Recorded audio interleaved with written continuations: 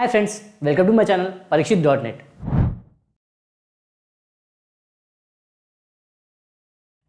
మనం ప్రీవియస్ వీడియోస్లో మ్యూచువల్ ఫండ్స్లో ఇన్వెస్ట్ చేసే ఎక్కువ రిటర్న్స్ పొందొచ్చని తెలుసుకున్నాం. అలానే small cap, large cap and mid cap mutual funds అంటే ఏంటో తెలుసుకున్నాం. వెయిట్లో పెడితే ఎలాంటి రిస్క్స్ ఉంటాయో ప్రీవియస్ వీడియోలో తెలుసుకున్నాం. ఒకవేళ మీరు ఈ వీడియో కొత్తగా చూస్తున్నట్టయితే మన ప్రీవియస్ వీడియోస్ కూడా వాచ్ చేయండి. అప్పుడే మీకు ఈ వీడియో ఫుల్గా అర్థమవుతుంది. మనం లాస్ట్ వీడియోలో మిడ్ క్యాప్ మ్యూచువల్ ఫండ్స్ గురించి, అలానే top 3 mid cap mutual funds గురించి తెలుసుకున్నాం. అలానే మీకు small cap and large cap గురించి కూడా ఈ డీటెయిల్స్ తెలుసుకున్నాం. సో మీకు డౌట్ వచ్చి ఉంటుంది, మనం దేంట్లో ఇన్వెస్ట్ చేయాలి, దేంట్లో ఇన్వెస్ట్ చేస్తే రిస్క్ ఎక్కువ ఉంటాయి, దేంట్లో ఇన్వెస్ట్ చేస్తే రిస్క్ తక్కువ ఉంటాయి, మీకు ఒక ఐడియా వచ్చిందని నేను అనుకుంటున్నాను. అలాంటి డౌట్ ఉన్న వాళ్ళకి మల్టీ క్యాప్ మ్యూచువల్ ఫండ్స్ అనేది చాలా హెల్ప్ అవుతాయి. ఎలా అంటే ఇది large cap, mid cap and small క్యాప్లో ఈక్వల్గా ఇన్వెస్ట్ చేస్తుంది. అండ్ రిమైనింగ్ వాటిలో సెక్యూరిటీ బాండ్స్, అదర్ మనీ మార్కెట్లో ఎక్కువ ఈ డబ్బులు అనేది ఇన్వెస్ట్ చేస్తుంది.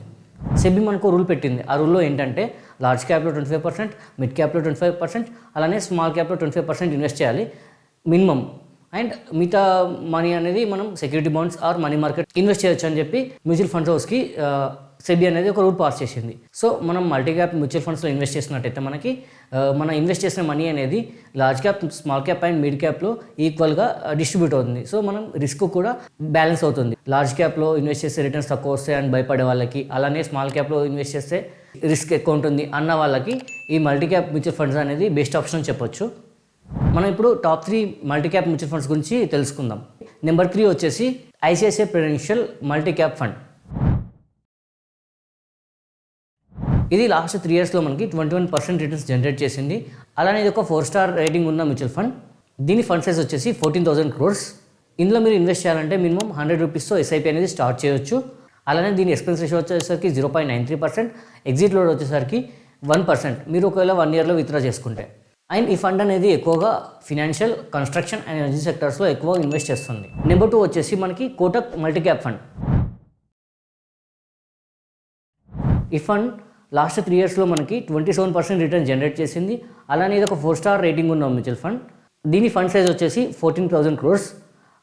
ఈ ఫండ్లో మీరు ఇన్వెస్ట్ చేయాలంటే మినిమం 100 రూపీస్తో ఎస్ఐపి అనేది స్టార్ట్ చేసుకోవచ్చు. అలానే దీని ఎక్స్పెన్స్ రేషియో వచ్చేసరికి 0.39%, దీని ఎగ్జిట్లో వచ్చేసరికి 1% మీరు ఒకవేళ 1 ఇయర్లో విత్డ్రా చేసుకుంటే అది 10% కన్నా ఎబోవ్ విత్డ్రా చేసుకుంటే ఎగ్జిట్ లోడ్ అనేది పడుతుంది. ఇన్ కేస్ మీరు 10% కన్నా తక్కువ విత్డ్రా చేసుకున్నట్లయితే మీకు ఎగ్జిట్ లోడ్ అనేది ఏమి ఉండదు. దీన్ని మనం ఒక ఎగ్జాంపుల్తో అండర్స్టాండ్ చేసుకుందాం.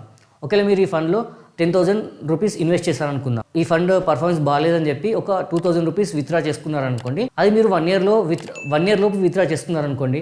అప్పుడు మీకు ఆ 2,000లో 1% అంటే 20 రూపీస్ అనేది కట్ అవుతుంది. ఒకవేళ మీరు అనేది 1,000 రూపీస్ ఆర్ దానికన్నా తక్కువ అమౌంట్ అయితే విత్డ్రా చేసుకున్నారనుకోండి, మీకు ఎలాంటి ఎగ్జిట్ లోడ్ అనేది ఉండదు. ఈ ఫండ్ ఎక్కువగా ఫినాన్స్, సర్వీసెస్ అండ్ టెక్నాలజీ సెక్టార్స్లో ఎక్కువగా ఇన్వెస్ట్ చేస్తుంది. నెంబర్ 1 వచ్చేసి Nippon India multi cap fund. ఈ ఫండ్ లాస్ట్ 3 ఇయర్స్లో మనకి 27% రిటర్న్ జనరేట్ చేసింది. అలానే ఒక 5 స్టార్ రేటింగ్ ఉన్న మ్యూచువల్ ఫండ్. దీని ఫండ్ సైజ్ వచ్చేసి 39,000 crores. దీనిలో ఇన్వెస్ట్ చేయాలంటే మీరు మినిమం 100 రూపీస్తో ఎస్ఐపి అనేది స్టార్ట్ చేసుకోవచ్చు. అలానే దీని ఎక్స్పెన్స్ రేషియో వచ్చేసరికి 0.73%, దీని ఎగ్జిట్ లోడ్ వచ్చేసి 1% వితిన్ 1 ఇయర్ విత్డ్రా చేసుకుంటే అది 10% కన్నా ఎక్కువ ఇన్వెస్టెడ్ అమౌంట్లో విత్డ్రా చేసుకుంటే మీకు ఇది వర్క్ అవుతుంది.